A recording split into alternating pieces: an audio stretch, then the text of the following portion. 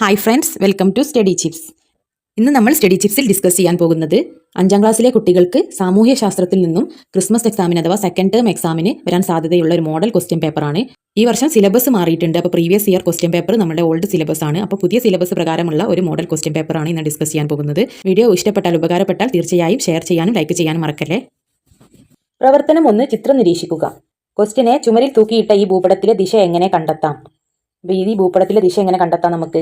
ഈ മുകളിലേക്കുള്ള ഈ ഭാഗമാണ് നോർത്ത്, മുകൾ ഭാഗമാണ് വടക്ക് ദിശയിലേക്കാണ് ഈ ദിശ കാണിക്കുന്നത്, നോർത്ത്. ഓക്കെ, അപ്പോൾ വടക്കിന്റെ ഓപ്പോസിറ്റ് താഴെ എന്തായിരിക്കും? ചുവട് ഭാഗം തെക്ക് ദിശയായിരിക്കും. അപ്പോൾ മുകൾ ഭാഗത്തേക്ക് ആ സൈന് കാണിക്കുന്നത് നമ്മുടെ വടക്ക് ദിശയാണ്. അതിന്റെ ചുവട് ഭാഗം, താഴെ ഭാഗം, അതിന്റെ ഓപ്പോസിറ്റ് എന്തായിരിക്കും? തെക്ക് ദിശയാണ്. വലത് ഭാഗം വലത്തെ ഭാഗം എന്താണ്? പടിഞ്ഞാറ് ദിശയാണ്. ഇടത് ഭാഗം കിഴക്ക് ദിശയാണ്. ഫസ്റ്റ് ലെറ്റേഴ്സ് ആണ് ഞാൻ സൂചിപ്പിച്ചത്. അതായത് ഏറ്റവും മുകൾ ഭാഗം അതാണ് വടക്ക് ദിശ. ചുവട് ഭാഗം, താഴെ ഭാഗം എന്താണ്? തെക്ക്. വലത്തെ ഭാഗം പടിഞ്ഞാറ്. ഇടതുഭാഗം ഏതാണ്? ഇടത്തെ ഭാഗം കിഴക്ക് ദിശയാണ്, കിഴക്കാണ്. ബി, ദിശ അറിയാൻ ഉപയോഗിക്കുന്ന ഒരു ഉപകരണത്തിന്റെ പേര് എഴുതുക. ദിശ അറിയാൻ ഉപയോഗിക്കുന്ന ഉപകരണം ഏതാണ്? വടക്ക് നോക്കി യന്ത്രം, കോമ്പസ് എന്ന് പറയും ഇംഗ്ലീഷിൽ. വടക്ക് നോക്കി യന്ത്രം ഉപയോഗിച്ചിട്ടാണ് നമ്മൾ ദിശ കിഴക്കാണോ വടക്കാണോ എന്നൊക്കെ ദിശ നോക്കുന്ന യന്ത്രത്തിന്റെ പേരാണ്, ഉപകരണത്തിന്റെ പേരാണ്. പ്രവർത്തനം 2, വിട്ടുപോയ ഭാഗങ്ങൾ പൂരിപ്പിക്കൂ. വിട്ടുപോയ ഭാഗം തിരഞ്ഞെടുപ്പിന്റെ വിവിധ ഘട്ടങ്ങളാണ് തന്നത്. അപ്പൊ തിരഞ്ഞെടുപ്പിന്റെ വിവിധ ഘട്ടങ്ങൾ കുറച്ച് തന്നിട്ടുണ്ട്. വിട്ടത് നമ്മൾ പൂരിപ്പിക്കണം. തിരഞ്ഞെടുപ്പ് ഉദ്യോഗസ്ഥരെ നിയമിക്കൽ, തിരഞ്ഞെടുപ്പ് വിജ്ഞാപനം, പത്രിക സൂക്ഷ്മ പരിശോധന, നാമനിർദ്ദേശ പത്രിക പിൻവലിക്കൽ, തിരഞ്ഞെടുപ്പ് പ്രചരണം, തിരഞ്ഞെടുപ്പിന്റെ പ്രചരണം നടത്തൽ, വോട്ടെണ്ണലും ഫലപ്രഖ്യാപനവും. വോട്ടെണ്ണിട്ട് ഫലം പ്രഖ്യാപിക്കും. അപ്പൊ ആദ്യം എന്ത് ചെയ്യണം? നമ്മൾ വോട്ട് ചെയ്യണം. അപ്പോൾ വോട്ട് ഇതിൽ കൊടുത്തില്ലല്ലോ. അപ്പോൾ വോട്ടെടുപ്പ് ചെയ്താൽ നമുക്കൊന്ന് വോട്ടെടുപ്പ്, പത്രിക സൂക്ഷ്മ പരിശോധനയുള്ളൂ. അപ്പോൾ സമർപ്പിക്കേണ്ട ആദ്യം സമർപ്പിക്കണം. അപ്പോൾ നാമനിർദ്ദേശ പത്രിക സമർപ്പിക്കൽ എഴുതാം. സമർപ്പിച്ചതിന് ശേഷമല്ലേ അവിടെ ഹാജരാക്കിയതിന് ശേഷമാണ് അത് പരിശോധന നടത്തല്ലേ, സൂക്ഷ്മ പരിശോധന നടത്തല്.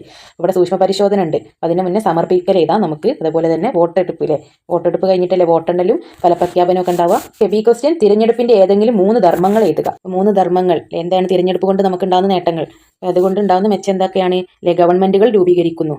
ഗവൺമെന്റ് ഉണ്ടാവുന്നില്ലേ? നമ്മൾ വോട്ടെടുത്ത് ഇലക്ഷനിലൂടെ തിരഞ്ഞെടുക്കുന്നതിലൂടെ ഗവൺമെന്റുകൾ രൂപീകരിക്കുന്നു. എല്ലാവർക്കും പ്രാതിനിധ്യം നൽകുന്നു, എല്ലാവർക്കും തുല്യത നൽകുന്നു. ഭരണകർത്താക്കളെ വളർത്തിയെടുക്കുന്നു, ഭരണകർത്താക്കളെ ഉണ്ടാക്കിയെടുക്കുന്നു. ജനാധിപത്യം ശക്തിപ്പെടുത്തുന്നു. വോട്ടിലൂടെ ജനാധിപത്യത്തെ ശക്തിപ്പെടുത്തുകയാണ് ചെയ്യുന്നത്. വോട്ടർമാരെ ബോധവൽക്കരിക്കുന്നു. ഇതിൽ ഏതെങ്കിലും 3 എഴുതിയാൽ മതി. 3 എഴുതാനാണ് ചോദിച്ചത്. അപ്പോൾ നമ്മളൊരു മിനിമം 2 പഠിച്ചു വെക്കുക, എന്നാലേ 3 ഓർമ്മ ഉണ്ടാവുകയുള്ളൂ. പ്രവർത്തനം 3, ചക്രങ്ങളുടെ കണ്ടുപിടുത്തം മനുഷ്യ ജീവിതത്തിൽ വരുത്തിയ ചില മാറ്റങ്ങൾ സൂചിപ്പിക്കുന്ന ചിത്രങ്ങൾ നോക്കൂ. ക്വസ്റ്റ്യൻ, മറ്റെന്തെല്ലാം മാറ്റങ്ങളാണ് ചക്രങ്ങളുടെ വരവോടെ മനുഷ്യ ജീവിതത്തിൽ സംഭവിച്ചിട്ടുള്ളത്? കുറിപ്പ് തയ്യാറാക്കുക. അപ്പൊ ചക്രങ്ങളുടെ വരവോടെ നമ്മുടെ ജീവിതത്തിൽ വന്ന മാറ്റങ്ങൾ: സഞ്ചാരം വേഗത്തിലായി, വേഗത കൂടിയില്ലേ? നടന്നു പോകുന്നതിന് ഫാസ്റ്റിലായിട്ട് നമുക്ക് വാഹനത്തിലില്ലേ, ചക്രമുള്ള വണ്ടിയിൽ പോവാം. സഞ്ചാരം വേഗത്തിലായി, കൂടുതൽ ദൂരം സഞ്ചരിക്കാൻ കഴിഞ്ഞു. നടക്കുമ്പോൾ നമുക്ക് കുറച്ചേ ഉള്ളൂ പോവാം. വാഹനത്തിൽ എത്ര ദൂരം വേണമെങ്കിലും നമുക്ക് പോവാം, കൂടുതൽ ദൂരം സഞ്ചരിക്കാൻ കഴിഞ്ഞു. അധ്വാന ഭാരം കുറഞ്ഞു. എത്ര അധ്വാനിക്കണം? ഇത് വാഹനത്തിൽ വെച്ചാൽ നമ്മുടെ അധ്വാന ഭാരം കുറയും. കൂടുതൽ സാധനങ്ങൾ കൊണ്ടുപോകാൻ കഴിഞ്ഞു. ഇതിൽ എത്ര ലോഡ് കയറ്റല്ലേ, കൂടുതൽ സാധനങ്ങൾ കൊണ്ടുപോകാൻ കഴിഞ്ഞു. ഇന്ന് നാം ഉപയോഗിക്കുന്ന 3 പ്രധാന ഗതാഗത മാർഗങ്ങളും അവയ്ക്കുള്ള ഓരോ ഉദാഹരണങ്ങളും ചേർന്ന് പട്ടികപ്പെടുത്തുക. ഇന്ന് ഉപയോഗിക്കുന്ന 3 ഗതാഗത മാർഗങ്ങളും അവയ്ക്ക് ഓരോ ഉദാഹരണവും ചേർത്തിട്ടാണ് പട്ടികപ്പെടുത്താൻ പറഞ്ഞത്. അപ്പോൾ ഏതൊക്കെ ഗതാഗതമാണെന്ന് നമ്മൾ യൂസ് ചെയ്യുന്നത്?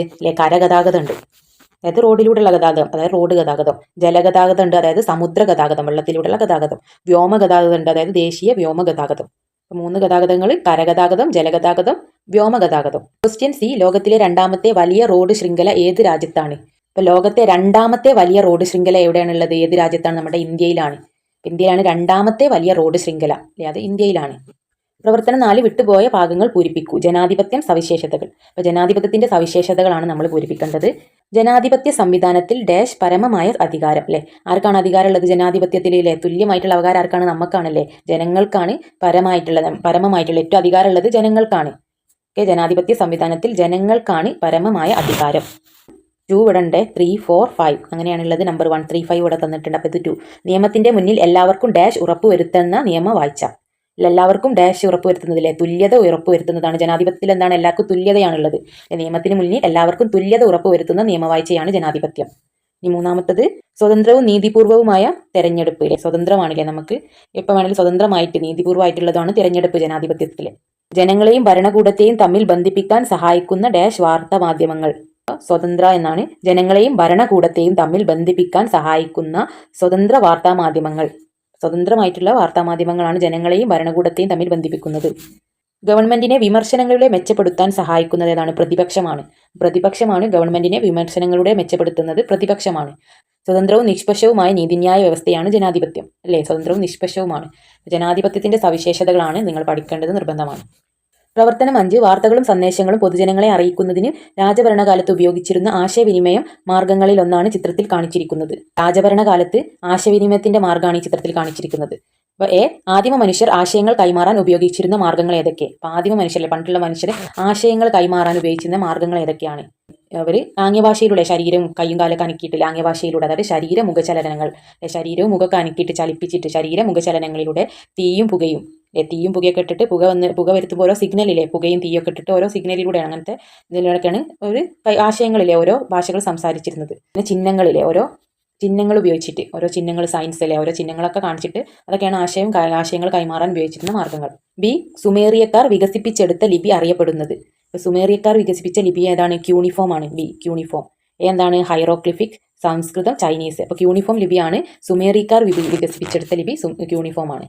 നമ്മൾ യൂണിഫോം ഓർത്താൽ മതി, ക്യൂണിഫോം. സി. ആധുനിക കാലത്ത് വാർത്തകളും സന്ദേശങ്ങളും കൈമാറുന്നതിന് ഉപയോഗിക്കുന്ന മാർഗ്ഗങ്ങൾ എന്തെല്ലാം? ആധുനിക കാലത്ത്, നമ്മുടെ ഈ കാലത്ത് നമ്മൾ ആശയങ്ങൾ കൈമാറാൻ എന്തൊക്കെയാണ് ഉപയോഗിക്കുന്നത്? ഫോണിലൂടെ, കത്ത്, ടെലിവിഷൻ, ഓൺലൈൻ സംവിധാനങ്ങൾ, പത്രങ്ങളിൽ, ഇതിലൂടെയൊക്കെ നമ്മൾ ആശയം കൈമാറുന്നത്. പണ്ട് ആശയം കൈമാറിയതും ഇപ്പോൾ ആശയം കൈമാറിയതും രണ്ട് നമ്മൾ ചർച്ച ചെയ്തു. പ്രവർത്തനം 6 ചിത്രം നിരീക്ഷിച്ച് ചുവടെ ചേർക്കുന്ന ചോദ്യങ്ങളുടെ ഉത്തരം കണ്ടെത്തുക. 1. ഇന്ത്യയുടെ കിഴക്കു ഭാഗത്തുള്ള കടൽ. ഇപ്പോൾ കിഴക്കുള്ള കടൽ ഏതാണ്? ബംഗാൾ ഉൾക്കടലാണ്. ഇന്ത്യയുടെ പടിഞ്ഞാറ് ഭാഗത്തുള്ള കടൽ, പടിഞ്ഞാറുള്ളതാണ്, പടിഞ്ഞാറ് ഭാഗത്താണ് നമ്മുടെ അറബിക്കടൽ അല്ലേ. 3. ഇന്ത്യയുടെ തെക്ക് ഭാഗത്തുള്ള ഒരു അയൽരാജ്യം. തെക്ക് ഭാഗത്തുള്ള അയൽരാജ്യം ഏതാണ്? ശ്രീലങ്കയാണ് അയൽരാജ്യം. 4. ഇന്ത്യയുടെ തെക്കേ അറ്റത്തുള്ള കേന്ദ്രഭരണ പ്രദേശം. തെക്കേ അറ്റത്തുള്ള കേന്ദ്രഭരണ പ്രദേശം മാഹിയാണ്. 5. അരുണാചൽ പ്രദേശ് ഇന്ത്യയുടെ ഏത് ഭാഗത്ത് സ്ഥിതി ചെയ്യുന്നു? അരുണാചൽ പ്രദേശ് ഇന്ത്യയുടെ ഈ ഭൂപടത്തിൽ ഇന്ത്യയുടെ ഏത് ഭാഗത്താണ്? അരുണാചൽ പ്രദേശ് ഇന്ത്യയുടെ വടക്ക് കിഴക്ക് ഭാഗത്തായിട്ടാണ് സ്ഥിതി ചെയ്യുന്നത്. അരുണാചൽ പ്രദേശ് ഇന്ത്യയുടെ മാപ്പിന്റെ വടക്ക് കിഴക്ക് ഭാഗത്ത്, ആ സൈഡിലാണ് ഉള്ളത്. പ്രവർത്തനം 7 കേരളത്തിലെ ഒരു ഗ്രാമപഞ്ചായത്തിന്റെ രൂപരേഖ നിരീക്ഷിച്ചുവല്ലോ. വാണിയംകുളം ഗ്രാമപഞ്ചായത്തിന്റെ ഒരു രൂപരേഖയാണ്. Question A. തന്നിരിക്കുന്ന സൂചികകൾ ഭൂപടത്തിലെ എന്തിനെയെല്ലാം സൂചിപ്പിക്കുന്നു എന്ന് കണ്ടെത്തുക. അപ്പോൾ ഈ തന്നിരിക്കുന്ന സൂചികകൾ ഭൂപടത്തിലെ എന്തിനൊക്കെയാണ് സൂചിപ്പിക്കുന്നത്? ഫസ്റ്റ് വൺ ജില്ലാ അതിർത്തിയാണ് അല്ലെ, ജില്ലന്റെ അതിർത്തി അല്ലെ, നമ്മുടെ ജില്ലയ്ക്ക് ഒരു അതിർത്തി ഉണ്ടാവില്ലേ അല്ലെ. പിന്നെ സെക്കൻഡ് എന്താണ്? പഞ്ചായത്തിന്റെ അതിർത്തിയാണ്, പഞ്ചായത്ത് അതിർത്തി. തേർഡ് വൺ എന്താണ്? റെയിൽപാതയാണ്, റെയിൽപാതയെ സൂചിപ്പിക്കുന്ന സൂചികയാണ്. അപ്പോൾ ഈ സൈൻ കണ്ട, ഈ ചിഹ്നം കണ്ടാൽ നിങ്ങൾ ഇത് റെയിൽപാത അവിടെ ഉണ്ടെന്ന് മനസ്സിലാക്കണം. ഏതെന്താണ്? നദിയാണ്, അത് നദിയുടെ സൂചികയാണിത്. അപ്പോൾ ഇങ്ങനെ ഒരു സൈൻ കണ്ടാൽ അവിടെ ആ ഭാഗത്ത് നദി ഉണ്ടെന്ന് നമ്മൾ മനസ്സിലാക്കണം, അതിനാണ് ഇത്. ഭാരതപ്പുഴയ്ക്ക് സമാന്തരമായി കടന്നു പോകുന്ന പ്രധാന ഗതാഗത മാർഗ്ഗം ഏതാണ്? ഭാരതപ്പുഴയ്ക്ക് സമാന്തരമായിട്ട് പാരലായിട്ടുള്ള ഗതാഗത മാർഗ്ഗം ഏതാണ്? നമ്മുടെ റെയിൽപാതയാണല്ലേ. റെയിൽപാതയല്ലേ കടന്നു പോകുന്നത്? സമാന്തരമായിട്ട് ഈ റെയിൽപാതയാണ് കടന്നു പോകുന്നത്, അങ്ങനെ പാരലായിട്ട് സമാന്തരമായിട്ട്. സി. നിങ്ങളുടെ സ്വന്തം നാട്ടിലെ 2 ഭൂമിശാസ്ത്ര സവിശേഷതകൾ പട്ടികപ്പെടുത്തുക. അപ്പം നിങ്ങളുടെ നാട്ടിലെ 2 ഭൂമിശാസ്ത്ര സവിശേഷതകൾ നിങ്ങൾ എഴുതുക.